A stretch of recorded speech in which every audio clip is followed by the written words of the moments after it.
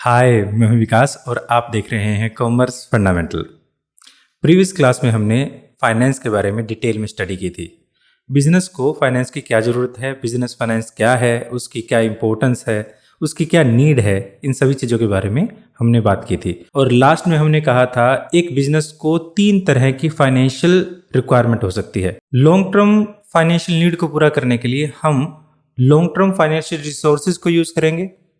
Short term financial need को पूरा करने के लिए हम शॉर्ट टर्म फाइनेंशियल रिसोर्सेज को यूज़ करेंगे और मॉडरेट टर्म या मिडिल टर्म फाइनेंशियल नीड के लिए हम मिडिल टर्म फाइनेंशियल रिसोर्सेज को यूज़ करेंगे। तो ये सारे रिसोर्सेज क्या हैं और डिफरेंट रिसोर्सेज का क्या क्या बेनिफिट है, आज सारी वीडियो में हम यही बात डिस्कशन करने वाले हैं। तो चलिए शुरू करते हैं। तो देखिए, हमारे पास सोर्स ऑफ बिजनेस फाइनेंस में सबसे पहले है long term financial need, middle term financial need और short term financial need. Long term financial resource में हम लॉन्ग टर्म फाइनेंशियल नीड को पूरा करने के लिए यूज करते हैं। अब लॉन्ग टर्म नीड क्या है? 10 साल से ज्यादा या उससे भी ज्यादा अगर कोई नीड हो पैसे की, तो उसके लिए हम लॉन्ग टर्म फाइनेंशियल रिसोर्सेज का इस्तेमाल करते हैं। मॉडरेट टर्म में से फॉर एग्जांपल 5 साल से लेकर या फिर 2 साल से लेकर 10 साल तक या फिर वैसे 5 साल तक, यानी 1 साल से ज्यादा बट बहुत ज्यादा लंबा टाइम ना हो। तो ऐसे में हम मिडिल टर्म फाइनेंशियल नीड है हमारी, तो इसके लिए हम जो रिसोर्सेज यूज करेंगे वो हमारे middle term financial resource use किए जाएंगे।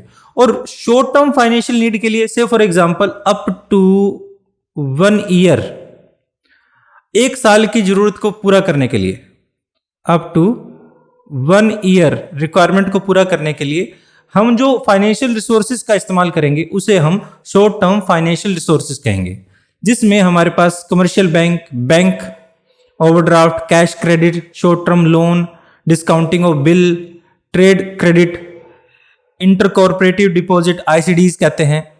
लॉन्ग टर्म में हमारे पास equity share capital, preference share capital, debenture, plugging back of profit या फिर रिटेन प्रॉफिट जिसे हम रिजर्व भी कहते हैं। और स्पेशलाइज्ड फाइनेंशियल इंस्टीट्यूशन से काफी बार हम पैसा रेज करते हैं, लोन लेते हैं लॉन्ग टर्म की जरूरत को पूरा करने के लिए।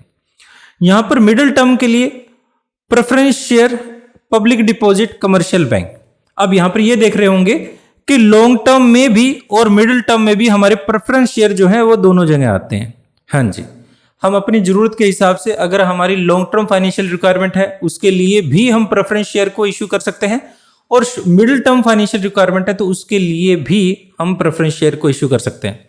तो प्रेफरेंस शेयर हमारे लॉन्ग टर्म और मिडिल टर्म दोनों प्रकार की फाइनेंशियल रिक्वायरमेंट को पूरा करता है।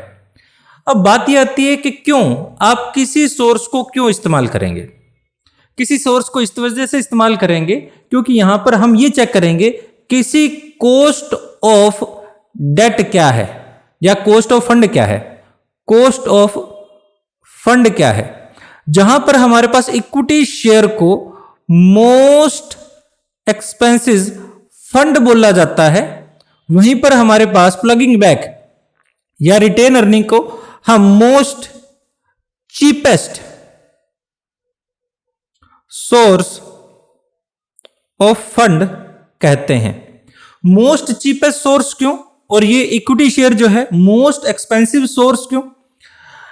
क्योंकि अगर एक बिजनेस फर्म प्रॉफिट कमाती है या लॉस भी कमाती है, तो सारा loss at the end of the story preference share holder को, यानी सभी प्रकार के खर्चे निकालने के बाद सारा लॉस अगर होगा तो वो भी इक्विटी शेयर होल्डर का होगा, और प्रॉफिट अगर होगा वो भी इक्विटी शेयर होल्डर का ही होगा।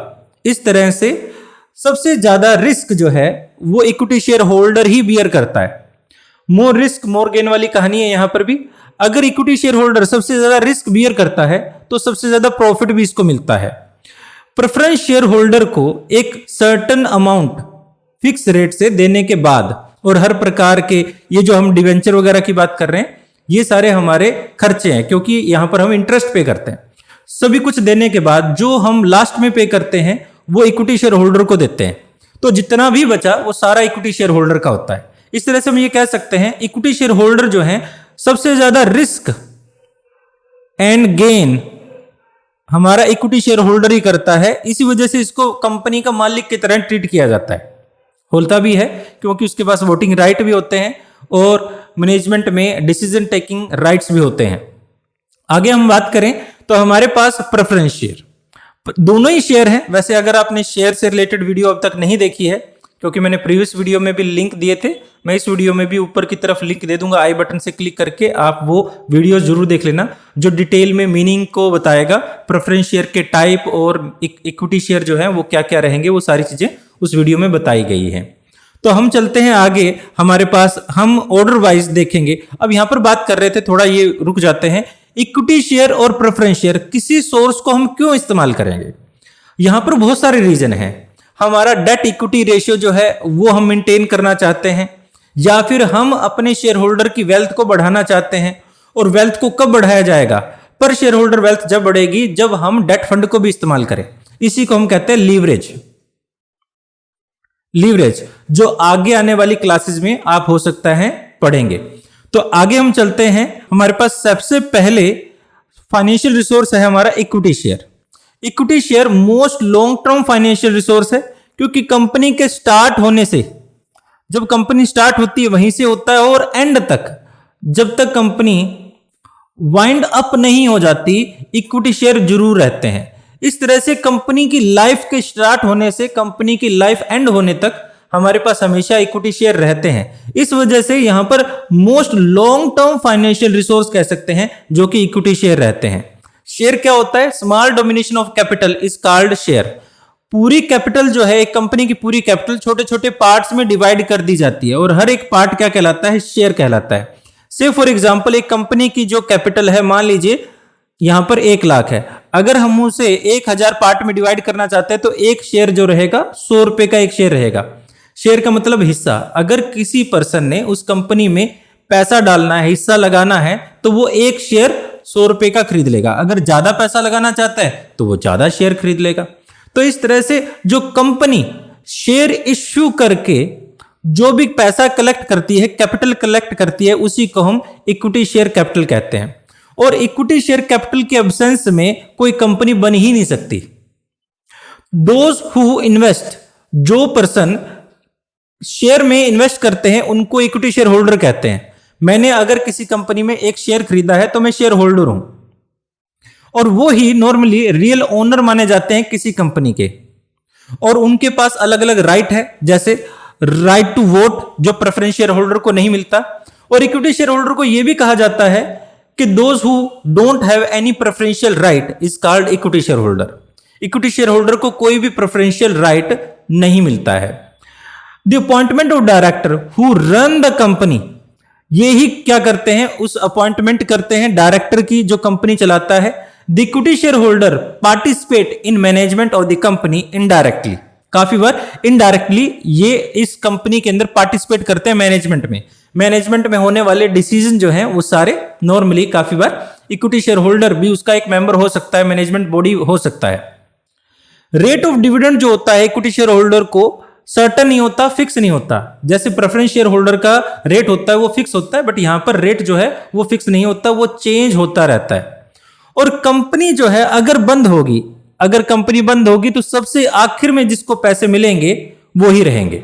और यहां पर एक इक्विटी शेयर होल्डर के साथ एक और बात है, इनका जो है पूरी लाइफ टाइम तक कभी भी कंपनी इनको पेड बैक नहीं करती, इनका पैसा वापस नहीं किया जाता। अगर कंपनी चल रही है तो इक्विटी शेयर होल्डर को कभी नहीं दिया जाता। इस तरह से जो इक्विटी शेयर होल्डर है मैक्सिमम रिस्क जो है वो बियर करते हैं। अगर लॉस होगा तो भी इक्विटी शेयर होल्डर का ही होगा, अगर प्रॉफिट होगा तो भी इक्विटी शेयर होल्डर का ही मैक्सिमम रहेगा।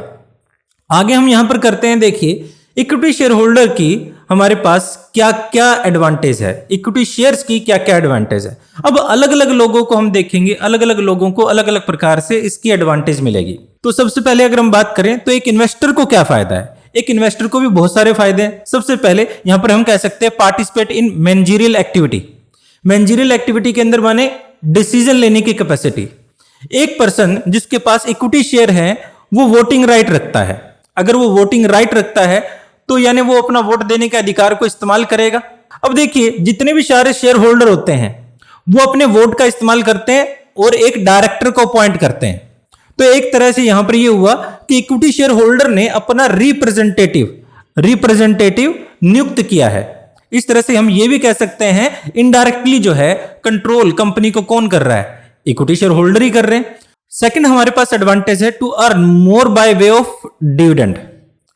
कंपनी हर प्रकार का खर्चा करने के बाद जो कुछ भी कंपनी के पास बचेगा आखिर में, कब, डिवेंचर होल्डर को इंटरेस्ट पे करने के बाद, या फिर हम डिविडेंड पे करने के बाद प्रेफरेंस शेयर होल्डर को एक फिक्स रेट से जो कुछ भी अमाउंट, रेजिडुअल अमाउंट जो कुछ भी बचेगी, चाहे वो कितनी ही लार्ज क्यों ना हो, चाहे वो कितनी ही स्मॉल क्यों ना हो, वो इक्विटी शेयर होल्डर को दे दी जाएगी अगर कंपनी की डिविडेंड पॉलिसी ये कहती है। जो इक्विटी शेयर होल्डर होते हैं वो बहुत ज्यादा डिविडेंड भी रिसीव करते हैं। उसके बाद है हमारे पास to earn capital profit. Capital profit का मतलब ये है शेयर को बेचकर मिलने वाला प्राइस। देखिए हमारे पास जब अगर हम बात करें कैपिटल मार्केट की, तो कैपिटल मार्केट में हमारे पास दो प्रकार की मार्केट थी, प्राइमरी मार्केट और एक है सेकेंडरी मार्केट। प्राइमरी मार्केट वो मार्केट है जहां पर कोई कंपनी इश्यू करती है शेयर को, और सेकेंडरी मार्केट जिसे हम स्टॉक एक्सचेंज कहते हैं, जिसे हम शेयर मार्केट कहते हैं, वहां एक शेयर होल्डर जिसके पास शेयर है वो शेयर होल्डर यहां पर जाएगा सेकेंडरी मार्केट में, और अगर कंपनी उस शेयर मार्केट में लिस्टेड है, लिस्टेड होने का मतलब यह है कि कंपनी जब भी किसी शेयर मार्केट में अपना चाहती है कि इस शेयर मार्केट में मेरा शेयर जो बेचा और खरीदा जाए, तो कंपनी को अपने आप को उस शेयर मार्केट में रजिस्टर करवाना होता है। जैसे बॉम्बे स्टॉक एक्सचेंज है, मान लीजिए रिलायंस कंपनी है, रिलायंस कंपनी ये चाहती है कि मेरा शेयर जो है बॉम्बे स्टॉक एक्सचेंज में सेल और परचेज किया जाए, तो रिलायंस कंपनी अपने आप को बॉम्बे स्टॉक एक्सचेंज में रजिस्टर करवाएगी। उसके बाद कंपनी का शेयर जो है बेचा खरीदा जा सकता है बॉम्बे स्टॉक एक्सचेंज पर। इसी तरह हमारे पास नेशनल स्टॉक एक्सचेंज और बहुत सारे स्टॉक एक्सचेंज हैं जहां पर शेयर को बेचा खरीदा जाता है। स्टॉक एक्सचेंज जो है वो सेकेंडरी मार्केट कहलाते हैं। अगर किसी शेयर होल्डर को डिविडेंड ना मिले तो वो डिविडेंड के अलावा अपने शेयर को शेयर मार्केट में बेचकर पैसा कमा सकता है। यहां पर जो उसे भाव मिलेगा उसे ही हम मार्केट प्राइस कहते हैं। तो एक तरह से हम ये कह सकते हैं जो इक्विटी शेयर होल्डर होता है वो प्रॉफिट हर हालात में कमा ही लेता है, या तो डिविडेंड के रूप में प्रॉफिट कमा लेता है या कैपिटल गेन के रूप में प्रॉफिट कमा लेता है। कैपिटल गेन का मतलब यहां पर यह है कि जब एक शेयर होल्डर शेयर मार्केट में शेयर को बेचता है, जब उसे उस मार्केट वैल्यू अगर उसके परचेज प्राइस से ज्यादा हो तो उसे जो प्रॉफिट रिसीव होगा उसे हम कैपिटल गेन कहते हैं। वैसे तो कैपिटल गेन एसेट को बेचने के बाद भी जो रिसीव किया जाता है उसे भी कैपिटल गेन ही कहते हैं, बट यहां पर शॉर्ट टर्म में भी हम कैपिटल गेन ही कहते हैं। तो इस तरह से एक share holder not only earn dividend but also by the sale of asset, जो है उससे भी वो पैसा कमा सकता है। एसेट का मतलब यहां सिक्योरिटी यानी शेयर मार्केट की बात कर रहे हैं, शेयर की बात कर रहे हैं। तो उसके बाद हमारे पास एडवांटेज कंपनी को क्या है। कंपनी को भी अलग अलग तरीके से बहुत सारी एडवांटेज है। Arrangement of permanent capital.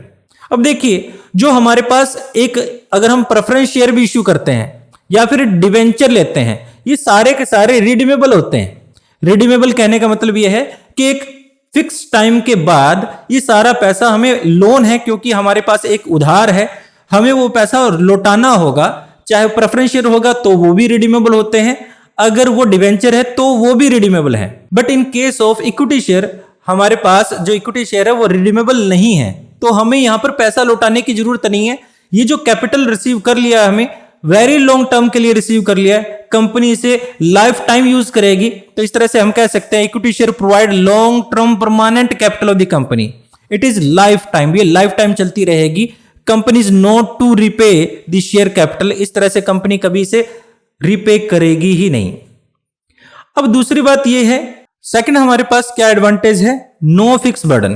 Company के लिए इक्विटी शेयर होल्डर कोई फिक्स बर्डन नहीं है, जैसे मैं पहले भी बता चुका हूं। हर प्रकार का खर्चा पे करने के बाद इक्विटी शेयर होल्डर उनको आखिर में दिया जाता है। हम प्रेफरेंस शेयर होल्डर को फिक्स रेट से डिविडेंड दे देते हैं, डिवेंचर को फिक्स रेट से इंटरेस्ट पे कर देते हैं, उसके बाद जो बचेगा वो अमाउंट जो है इक्विटी शेयर होल्डर को दी जाएगी। अगर हमारे पास कुछ बचा ही नहीं है तो हम देंगे भी नहीं। इस तरह से हमारे पास कोई फिक्स बर्डन नहीं है। बट कंपनीज, नॉर्मली कंपनीज अपनी रेपुटेशन को बनाए रखने के लिए यहां पर जो डिविडेंड है उसको स्टेबलाइज करने की कोशिश करती है, और उसके लिए डिविडेंड इक्वलाइजेशन रिजर्व भी बनाती है, जिससे क्या हो, या फिर डिविडेंड इक्वलाइजेशन रिजर्व या फिर और भी काफी प्रकार के रिजर्व होते हैं जो कंपनी बना सकती है। यहां पर मेनली प्रश्न ये निकल कर आता है कि कोई भी फिक्स बर्डन नहीं है। अगर कंपनी के पास आखिर में पैसा बचा है तो देगी, अगर कंपनी के पास नहीं बचा तो नहीं देगी। मान लीजिए बच गया, कंपनी के पास 1000 करोड़ जो है बच गया, कंपनी इक्विटी शेयर होल्डर को देने के बजाय कंपनी क्या चाहती है, इसको न्यू बजट में, न्यू प्रोजेक्ट में इस पैसे को लगाना चाहती है। तो इक्विटी शेयर होल्डर को अब क्या मिलेगा? कुछ भी नहीं मिलेगा, क्योंकि उनके पास एक प्रोस्पेक्टिव ऑब्जेक्टिव है, उस प्रोजेक्ट पे लगाने के लिए वो उनके पास जो पैसा है वो उसे यूज करेंगे, तो ऐसे में वो किसी प्रकार का डिविडेंड नहीं देंगे। उसके बाद हमारे पास इंक्रीज दी क्रेडिट वर्दीनेस, यानी उधार लेने की क्षमता भी बढ़ती है। इसे ही हम कहते हैं ट्रेड ऑन इक्विटी। जितने हमारे पास large number of equity share होंगे उतना ही ज्यादा हम लोन इनहांस कर पाएंगे। इसको कैसे समझते हो? मान लीजिए आप एक बिजनेस करते हो और उसमें आपने 10 लाख रुपए लगाए हैं और किसी पर्सन से आप उधार चाहते हो कि मुझे वो कोई उधार दे दे, क्योंकि आपको 15 लाख रुपए की टोटल जरूरत है। क्या आपको कोई, जब आप 10 लाख रुपए लगा रहे हो किसी बिजनेस में, क्या आपको कोई 5 लाख रुपए उधार दे देगा? हाँ जी, दे देगा। क्यों दे देगा? क्योंकि पैसा अगर डूबेगा तो मेरा तो सिर्फ 5 लाख डूबेगा, बट अगर आप बिजनेस कर रहे हो तो आपका 10 लाख डूब रहा है, क्योंकि आपका ज्यादा पैसा डूब रहा है तो आप डूबने नहीं दोगे उस पैसे को। दूसरी तरफ मान लीजिए अगर आप एक बिजनेस करते हो और आप सिर्फ 2 लाख रुपए लगाते हो और किसी पर्सन से आप 20 लाख रुपए जो है वो लोन रेज करते हो, क्या ऐसे में पर्सन आपको 20 लाख रुपए लोन देगा? बिल्कुल भी नहीं देगा, क्योंकि आपकी क्रेडिट वर्दीनेस इस वजह से कम है क्योंकि आपका खुद का पैसा कम लगा हुआ है, मालिक का पैसा कम लगा हुआ है। इसी तरह हम यहां पर ट्रेड ऑन इक्विटी कर रहे हैं, तो यहां पर क्या कर रहे हैं? लार्ज कैपिटल इन्वेस्ट करेंगे। अगर इक्विटी शेयर कैपिटल ज्यादा होगी तो हमारी लोन लेने की कैपेसिटी भी ज्यादा हो जाएगी। इस तरह से हमारे पास इस बात का भी फायदा होता है, हम आगे चलकर इसको ही लीवरेज की तरह इस्तेमाल कर सकते हैं। लीवरेज क्या होता है? मैं 2 बार डिस्कशन कर चुका हूं। ये लीवरेज वर्ड क्या होता है? जब हम fixed cost fund plus variable cost fund को साथ में यूज करते हैं तो इसे हम लीवरेज कहते हैं। और बेनिफिट क्या होता है कि ओवरऑल जो हमारे पास मार्केट वैल्यू है शेयर की वो इंक्रीज हो जाती है। कैसे? वो आगे हम बात करेंगे। यहां पर फिक्स कॉस्ट फंड का मतलब है प्रेफरेंस शेयर और डिवेंचर, और वेरिएबल कॉस्ट फंड का मतलब यहां पर है equity share holder, equity share. एक तरह से हम इक्विटी शेयर को, प्रेफरेंस शेयर को, इन सभी चीजों को कंबाइंडली यूज करते हैं। आगे देखिए हमारे पास नो नीड ऑफ मॉर्गेज, हमें कोई चीज मॉर्गेज करने की जरूरत नहीं है, उधार चढ़ाने की जरूरत नहीं है, गिरवी रखने की जरूरत नहीं है इक्विटी शेयर को इश्यू करने पर। Ordinary a company has to mortgage और pledge its asset as collateral to security. हमें लोन लेने के लिए हमें अपनी एसेट्स को प्लेज करनी पड़ती है, गिरवी रखनी पड़ती है। बट जब हम इक्विटी शेयर इश्यू करते हैं तो हमें ऐसा कुछ भी नहीं करना पड़ता। आगे देखिए, आगे हमारे पास है लिमिटेशन। ये थी सारी एडवांटेज, किस किस को एडवांटेज हमने की है। यहां पर इन्वेस्टर को क्या एडवांटेज है और कंपनी को क्या एडवांटेज है। ये दोनों एडवांटेज करने के बाद यहां कुछ लिमिटेशन भी है। जब आप एडवांटेज कर भी रहे थे तो भी कुछ कुछ लिमिटेशन आपको वैसे समझ आ गई होंगी। अब देखिए हमारी लिमिटेशन, सबसे पहले इन्वेस्टर को क्या लिमिटेशन है? अनसर्टन इनकम, क्योंकि हमने अभी अभी बात की है कि हमारे पास कोई फिक्स नहीं है कि इक्विटी शेयर होल्डर को कितना डिविडेंड मिलेगा। हो सकता है कुछ ना मिले, हो सकता है कुछ मिले।